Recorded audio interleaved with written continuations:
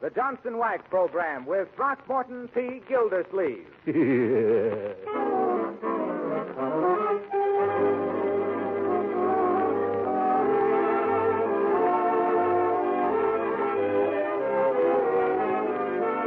makers of Johnson's Car New and the whole family of Johnson Protect the Surface products present for your enjoyment The Great Gildersleeve, written by Len Levinson. Your new summer radio show brought to you each Tuesday night at this time.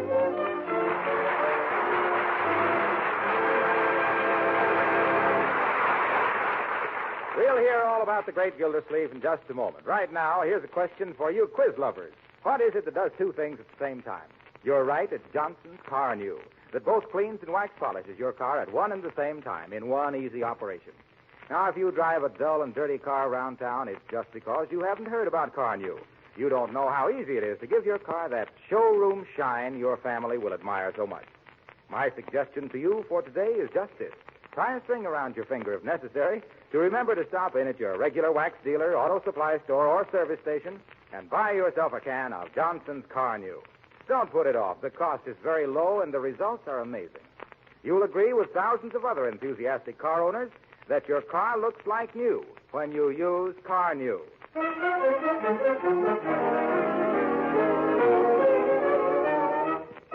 And now for the adventures of the Great Gildersleeve.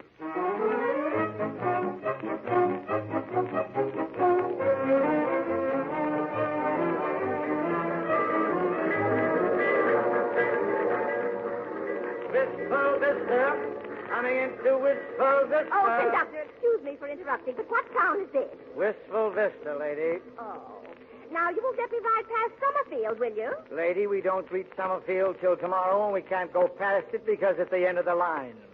Yes, you told me all that before. You say this is Wistful... Oh, Wistful Vista, where Fibber McGee and Molly live? Yes. Oh, my. Do you think I'll be able to see them from the train window? No, lady, the McGees are on their vacation. Oh. But there's Throckmorton P. Gildersleeve, their next-door neighbor out there. Where? Where? That portly gent with the mustache on the platform, the one making a speech to his employees. How do you know they're his employees? Because every time he takes a trip, he gives the help at the factory an hour off to come down to the station and wave goodbye. Well, so that's Mr. Gildersleeve. Well, I never thought... I can't tell you how touched I am to see all the employees of the Gildersleeve Girdle Works down here at the station to bid me goodbye. It's very...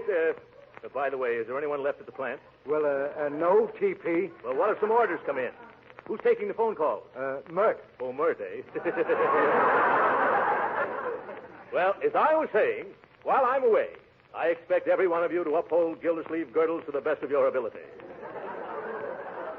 And don't forget our motto. If you want the best of corsets, of course it's Gildersleeve. Just remember, put everything you've got into those girdles. Will you do that? Thank you. And though it's necessary for me to go away and attend to other enterprises, the one thing closest to my heart is the Gildersleeve Girdle. I want you all to carry on as if I was right here. And now I know I can count on each and every one of you to do your duty till the day I return. How long will you be gone, T.P.? At least 3 days and maybe till the end of the week. Before you go, TP, the Gildersleeve Girdle Workers Guild wishes to present you with this handsome leather briefcase as a token of our esteem for you. I don't know what to say. Except, by George, when I get back, I'm going to call in my lawyers and draw up a profit-sharing plan so that eventually all you folks are going to get the work. I'm going to give you the work. What I mean to say is... Yes, all aboard? Oh, no. Oh, my goodness, out of my way, everybody. Where are my bags? On the train, T.P. Thanks. Oh, I forgot to buy a ticket. Where do I buy a ticket? On the train, TP. Oh, yes. Let go of me, boys. Where are you pushing me? On the train, T.P. Goodbye, children.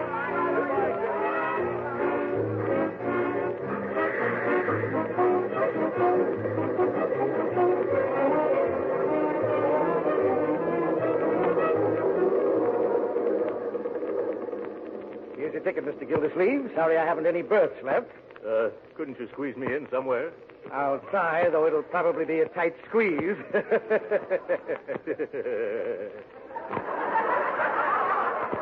Tight squeeze, eh? Side splitting, isn't it? Going to be in Summerfield long? Oh, no, conductor, just 3 or 4 days. I'm taking over the administration of my brother-in-law's estate. Yes. Oh, that's so? Yes, they own an automobile agency that hasn't been doing so well lately, and I'm going to set it to rights. Don't you think maybe you're biting off more than you can chew? Not at all. Oh, that reminds me. It's dinner time. Which way is the diner?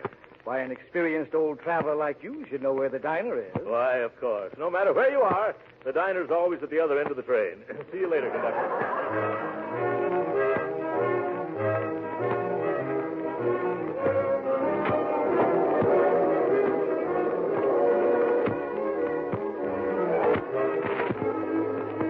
Pretty crowded in here.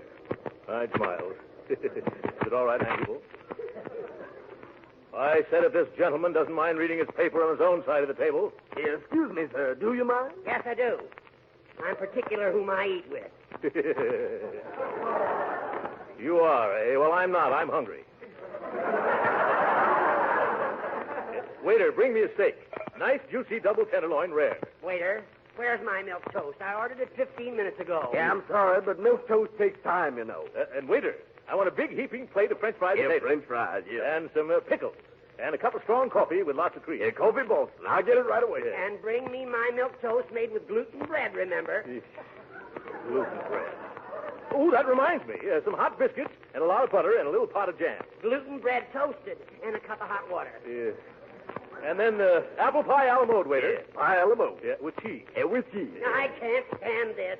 Listening to you is giving me heartburn.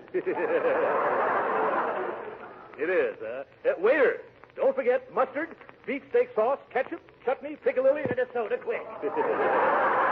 Yes, sir. Right away, sir. I'll be right back. Of course, it's none of my business, mister. Then don't stick your nose in it. Yeah. Well, all right, if that's the way you feel. I was just going to tell you you're getting your paper in the butter plate. Don't make any difference. I don't use butter. You don't, eh? I guess it's because butter wouldn't melt in your mouth. Yeah. But what I was going to say was... Never mind. Okay, I won't say it then. But that butter from your paper's all over your sleeve now. I don't care. What? Oh, of all the messes. Water won't take it out. It only spreads the grease. You see, what did I tell you? I'll thank you to mind your own business. Well, that's fine. Thanks for telling you on what side your sleeve is buttered. You leave my sleeve out of this. Well, leave your sleeve out of the butter, then. Furthermore, what's the idea of jumping down my throat? What do you expect addressing a perfect stranger? You're far from perfect, stranger. From now on, I'm going to make a career out of ignoring you. That suits me fine. Oh, that's my foot you stepped on, you big buffalo. Excuse me, I always put on the brakes when we go downhill. I ever heard of them. Here comes my food. That's pretty snappy service, waiter. Yes, sir. Well, where's my milk toast? Yeah, I'm sorry, sir, but the chef, he's all out of glutton bread, sir. Yes. He wants to know would pumpernickel do just as well. No, pumpernickel wouldn't do just as well. What's the idea keeping me waiting all this time while you serve this lump of lard the minute he sits down? Oh, no, look here, mister. I don't want to look here. I'm sick of the sight of you. The idea. An overstuffed ox like you. Guttling and gobbling and gorging yourself like an ostrich. I got a bad case of indigestion already just from looking at you. Why, you dyspeptic little dodo. Just because you're mean to your stomach and your stomach talks back to you, your bellyache. Excuse the expression. You can't stand the sight of a healthy man sitting down to a hearty meal. You're not suffering from indigestion. You're just green with Epicurean envy. I won't sit here. mister. What? You bicarbonated soda. Oh, take it away. Take it away. I need something stronger than that now. I got the bills right here in my briefcase. Just a second there. What are you doing with my briefcase? Your briefcase? This is mine. It is not. My employees gave it to me just this afternoon. Here, give it to me. Take your fat paws off of my briefcase before I... Before you what, you dried up little crab apple? And now, wait a minute, gentlemen, please. Let go of my briefcase. I will not. It's mine. If you don't let go of this briefcase, I'm going to... Oh, wait a minute. Did you see anything of my briefcase? I left it. Oh, there it is. Thank you so much, gentlemen.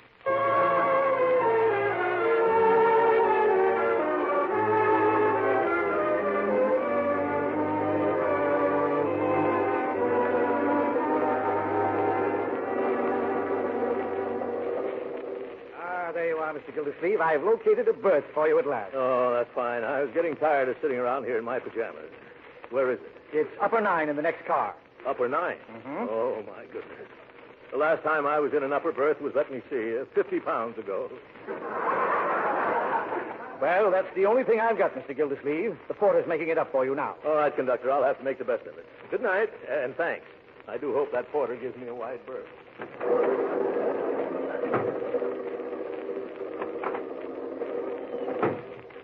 Oop. It's so dark in here. Porter!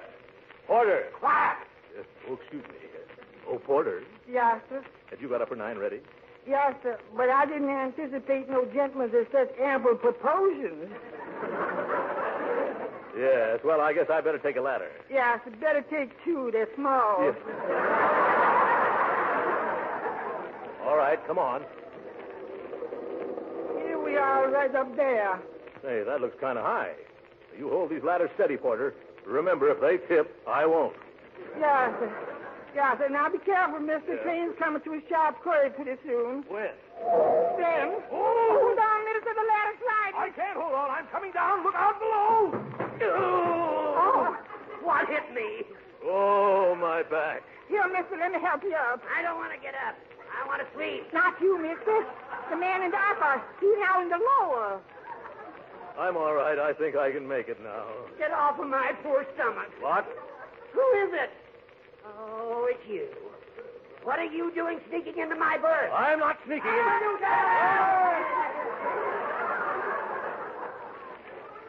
I'm not sneaking. I'm trying to climb into bed. I'm your upstairs neighbor. Isn't that nice? I hope that swinging shelf snaps shut on you. Yeah? Well, if it's going to swing, I'll see that it swings your way. And if I land on you, brother, you'll spend the rest of the night sleeping in the roadbed. Quiet. Let me go to sleep. Okay, Grandpop. Unpleasant dreams. All right, Porter, give me a leg up again, will you?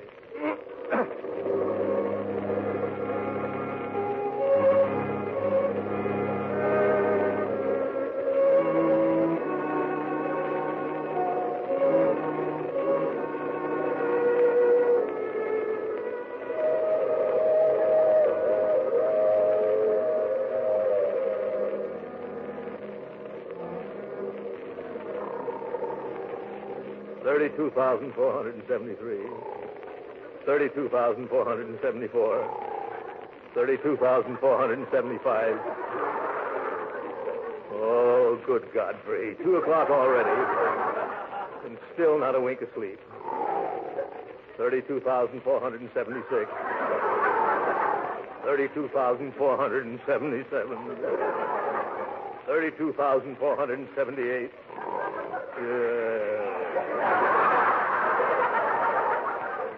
What's the use?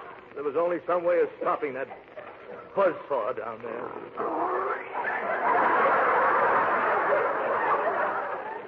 I can't stand it any longer. Where's that porter? I've been ringing for a half an hour. Did you call me, sir? Yes. Would you mind getting me a cup of ice water? I can't sleep. Yes, sir. Yeah. Here it is, mister. Thanks for the ice water. You needn't wait. Good night. Oh, good night, sir. Yeah. Now, if I can hold the cup in this hand and open the lower curtain with the... I've got it.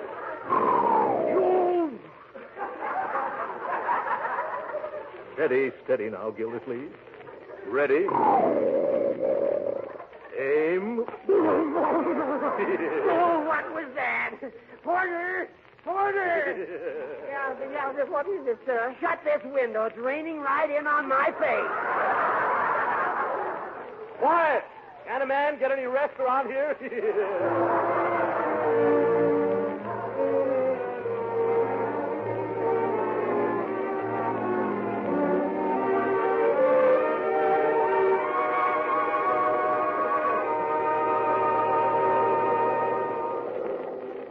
Good morning, Porter. Had a wonderful sleep. How long before we pull into Summerfield? In about 5 minutes, sir. You want me to brush you off? No, I'll walk down the steps like the rest of the passengers.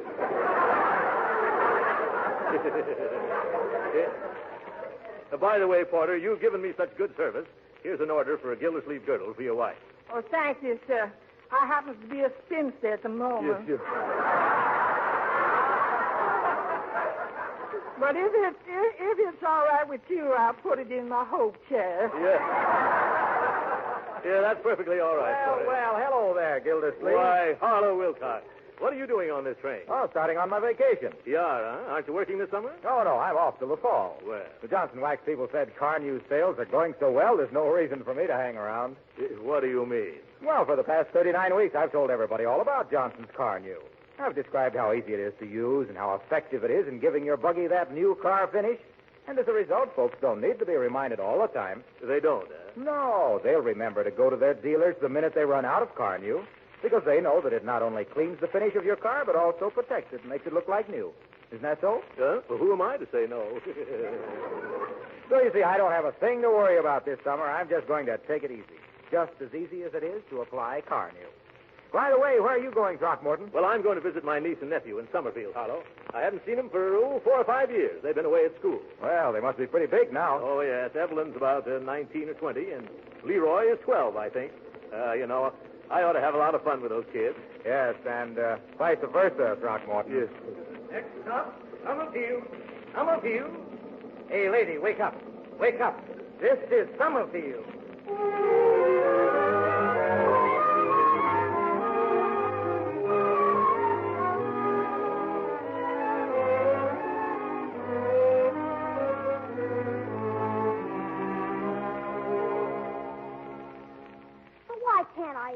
Why can't I call him TP like they do down at the foundry? It isn't a foundry, Leroy. It's a... Oh, never mind. It's nothing that concerns little boys. I'm sure that Uncle Throckmorton will prefer to have you call him Uncle Throckmorton. Well, how about me making it Uncle Throcky? Aunt, how about that? I don't think that will be very respectful, Leroy. Then Uncle Gildy? That's even worse. What's the matter with Throckmorton? Oh, shucks. You can't go around calling a big, tough guy who runs a steel foundry Throckmorton. Why, it's positively derogatory. It's derogatory. Is that true? Leroy, who told you Uncle Throckmorton was in the steel business? Yeah, you thought you were so smart, always trying to hide Uncle's business from me. What's wrong with having a steel mill? A steel mill? Sure, I know all about it. I once got hold of one of his letterheads. The Gildersleeve Girder Company. Yeah, so there. Yes. Gildersleeve Girder Company. See, he should be here by now, shouldn't he, Ev? Oh, now, don't you worry, Leroy. Just as soon as his train arrives, Mr. Wills will bring him here for breakfast. Yeah, I wanted to go down to the station, too. I know, but Ted has to discuss all the legal details with Uncle Throckmorton before we go to court. Say, you're getting pretty darn stuck on that Ted guy, aren't you? Why, Leroy Forrester, I am not. Ted Wills is merely our lawyer. He is not. Williamson, Williams, Willies, and Wills are our lawyers, and Ted's nothing but the tail end. Well, he's young yet. You just give him time. Ah, there you go. Oh, say, how's if I should call him Uncle Morton? Call who? Oh, Uncle Throckmorton. Well, I don't think he'd object to that. Wait, I can do better than that. How's this? Uncle Mort. Who's that? Uncle Mort. I'll answer it. Well, I'll bet this is little Leroy. Leroy, this is your uncle. Hi, Uncle Mort. Yeah, hi, who? You, Uncle Mort. You don't mind if I call you Uncle Mort, do you, Uncle Mort? Not at all. Go right ahead. Uncle Mort, eh? I like that. And this is Evelyn, Mr. Gildersleeve. Evelyn, eh? Come here, my dear. My, how you've grown.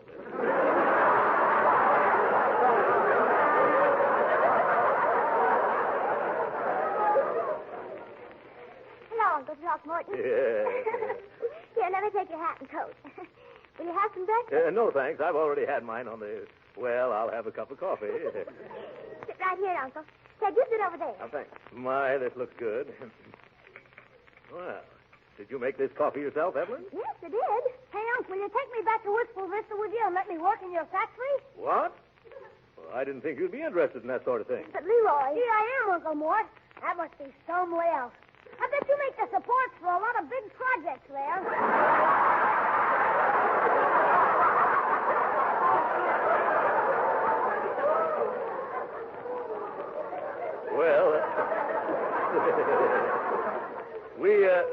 We don't turn out anything much in the way of supporters. We sort of confine ourselves to foundations. Yeah, I'd like to go along sometime when you install some of those foundations. I don't handle this. What do you think I am? Please excuse Leroy, Uncle Mort. You see, he's been like that ever since he found out you owned the Gildersleeve Girder Company. What? The Gildersleeve? Oh, yeah. Yes, I see it all. Yes, bright boy. Yes. Gee, Uncle, you don't know how swell it is for me to meet a real He-Man in a real He-Man business. Yes, it is? Sure. All I hear around this house is dresses and hats and hairdos and women's stuff. Oh. But it's going to be different with you around. Is it? Well, isn't it? Oh, yes, of course. Say, do you ever have to slug it out with any of them tough steel workers of yours? No, I never do. You don't, huh? Oh, well, of course. There have been times when I've had to put more snap into their work. Yeah, and once I was so angry, Leroy, that I picked up a badly made foundation and bounced it right off the foreman's head. You did? Yeah. Oh, boy, wait till I tell the kids at school about that. Now, Leroy, you let your uncle eat his breakfast. Have some toast, Uncle Mort? No, thanks. Speaking of toast reminds me of gluten toast. Yeah. And boy, does that remind me. That reminds me of an amusing incident on the train last night. You'll enjoy this, Leroy. When I went into the diner, the only unoccupied chair was at a table with a sour little crab who had his newspaper spread out. Heard that little rat yell when the ice water hit him in the face. Well, if you've finished now, Mr. Gildersleeve, it's time to leave for court. Yes, I'm through, Ted. It was a fine breakfast, Evelyn. You're going to make some lucky man a wonderful cook. Hey, Ted. Oh, Uncle Mort. Come on, kid. Let's trot over to the courthouse. This won't take long. Once the judge sees who he's dealing with, I'll be appointed administrator faster than you can say habeas corpus.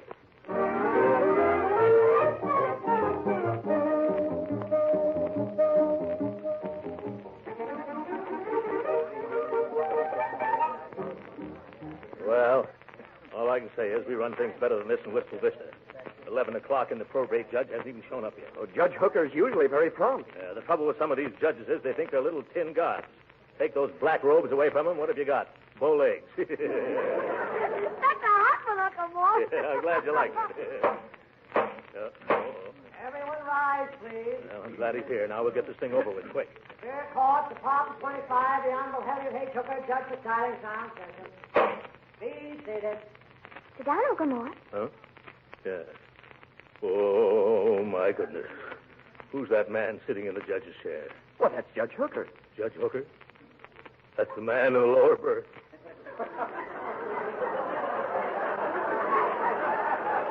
Alias? That's him, all right. Petition of Throckmorton T. Gildersleeve for appointment as administrator of the state of A. Forester. Well, that's us. Come on, Mr. Gildersleeve. I'm not feeling very well, Ted. Couldn't we postpone this over to another judge? Oh, come on, Uncle Mort. Remember what you said. This guy'll be a pushover. Pushover, yeah. Now, come on. Step up. Don't dawdle. I haven't got all day. Make a snappy folks. The judge is pretty short-tempered this morning. He didn't get any sleep last night. Oh, good Godfrey. Your Honor, with your permission, I'll put Mr. Gildersleeve on the stand and examine his qualifications for this position. Go ahead, Mr. Wills. Swear in the witness there. You solemnly swear to tell the truth, the whole truth, nothing but the truth, help you? I do. Well, do you or don't you? Speak up. I do. That voice is very familiar. Oh. Turn around, Mr. Oh, so it's you. Yes. Yes. Hello, Judge. How are you this morning? I'm loud. Witness will confine himself to the matter at hand. Mr. Wills? Yes, Your Honor. I'll examine this man's qualifications if you don't mind. Why don't, Your Honor? Yeah, but I do. Silence. Yes, sir. You're here to answer questions. Now then, Gildersleeve, if your name really is Gildersleeve, what do you do for a living? I make girdles, Your Honor. Order in the court. Order in the court. And you, Gildersleeve. Gildersleeve. One more attempt at cheap humor, and I'll judge you in contempt. But it's true, Your Honor. I'm president of the Gildersleeve Girdle Company. Oh, Uncle Mort, tell him the truth. Yep. He doesn't make gurgles, Judge. What does he do? Steel foundation.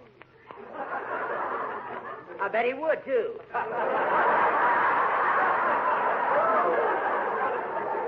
Now, no more interruptions, my boy. Remember, this is the courtroom. You realize who I am, of course. Sure, you're a bow-legged little tin guy. What?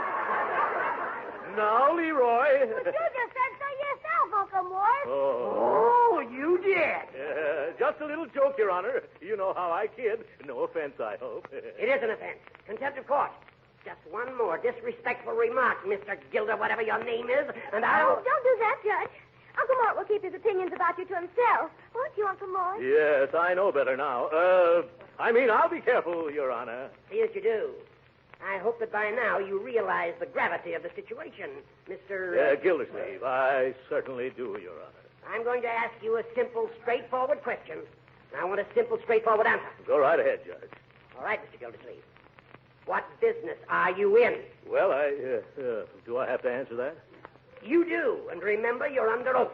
Well, that is, Leroy, would you mind going out in the hall and get me some ice water? 1 minute. Who's running this court, you or I? You better not get Uncle Mort mad, Judge. Last night he threw a whole bucket of water on a guy out of a berth under him. And just because this guy was snoring. Oh, my God, here we go again. He did he? Yeah, and this poor sap woke up and thought it was raining. Quiet. You ought to hear Uncle Mort tell it. Quiet. Thanks, I will. Let's hear all about it, Uncle Mort.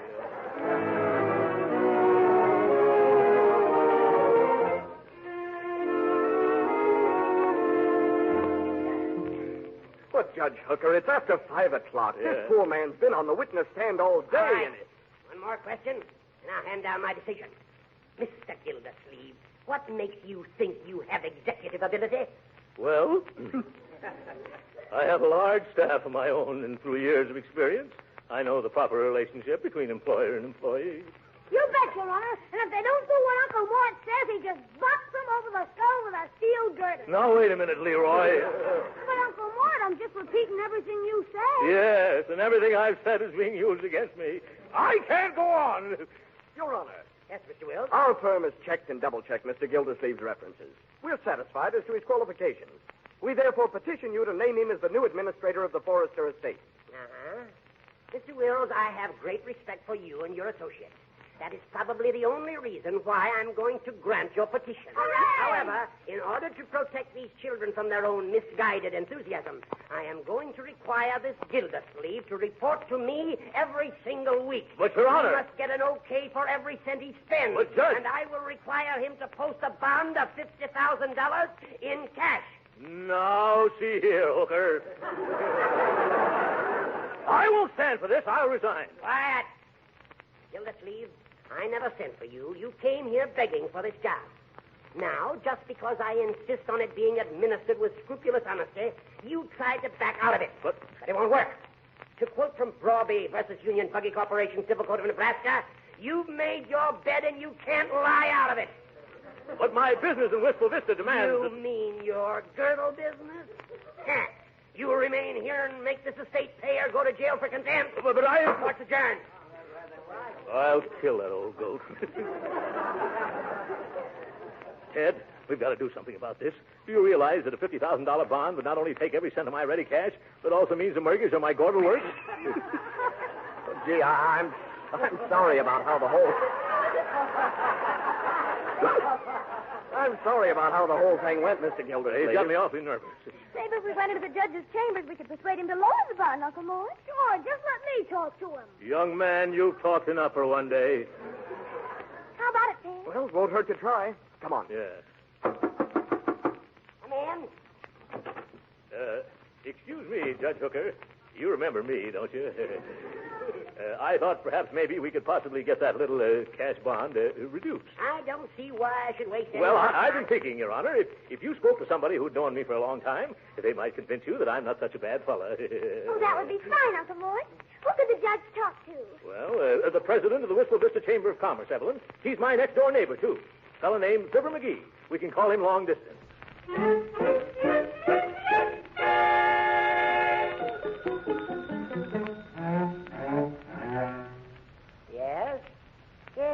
see, Mr. McGee. Yeah, I'm glad you put me straight on that. Yeah, see, I knew my pal would set me in right. That's a very good point.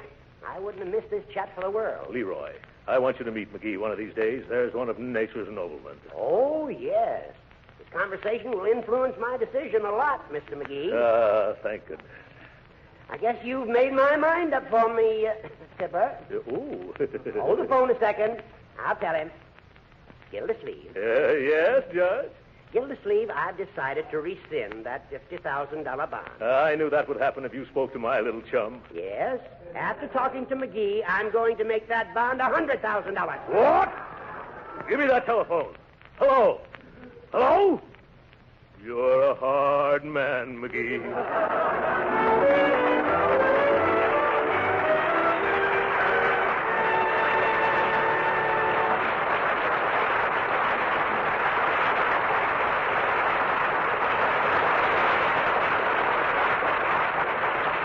The great Gildersleeve will be back in just a moment.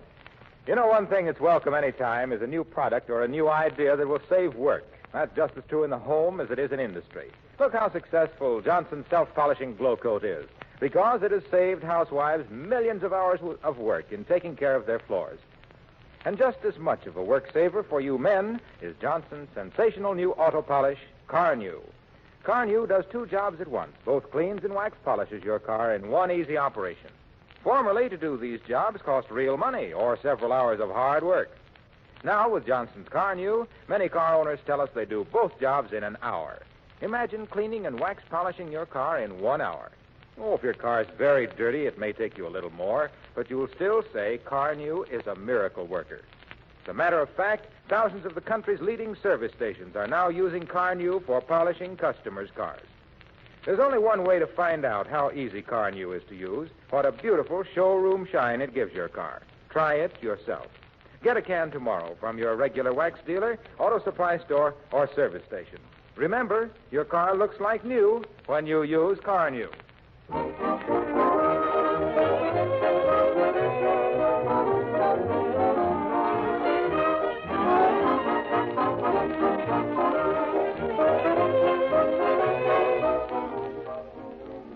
Uncle Mort, what are you going to do now? By George, I'm going to show that judge I can run that estate, or my name won't be Throckmorton P. Gildersleeve. You bet it won't, Uncle Mort. You won't even have a name. Yeah, I'll just have a number. Good night.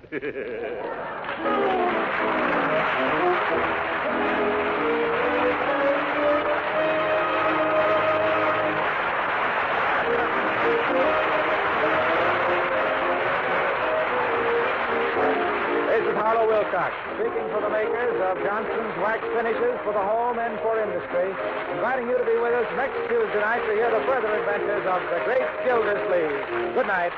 This is the National Broadcasting Company.